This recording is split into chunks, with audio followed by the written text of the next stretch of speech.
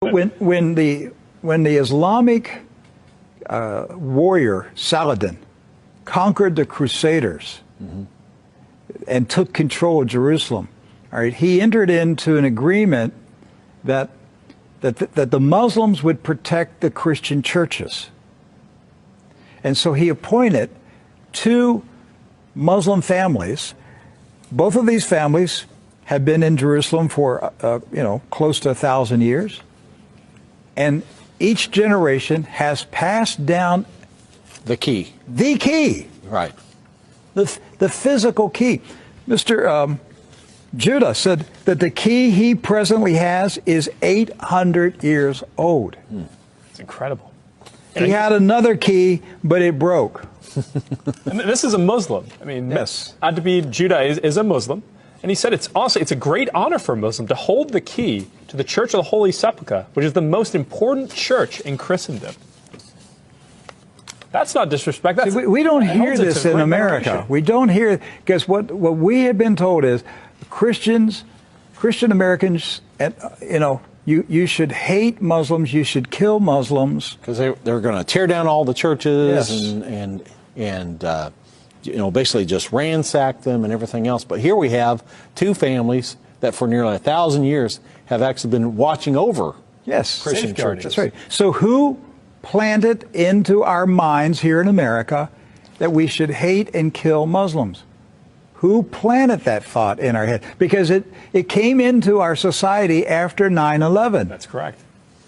So 9/11 was a calculated, planned operation, and it changed everything in our country. And so we were saturated with media propaganda, which who owns the media in this country? So we're saturated with this media propaganda.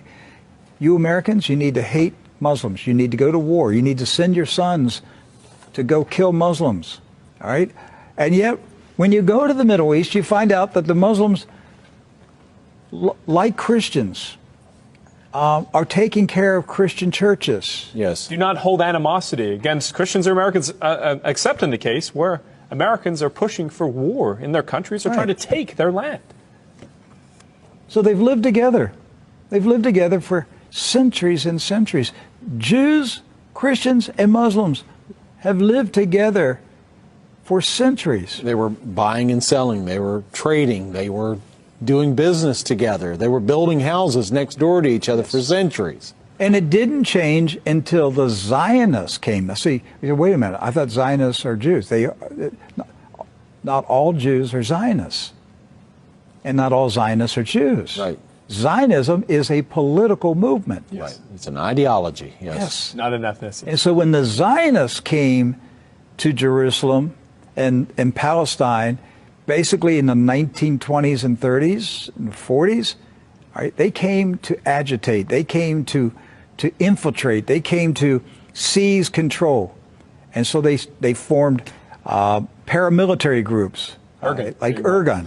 And that's where Ariel Sharon and Menachem Begin, and these guys were young terrorists.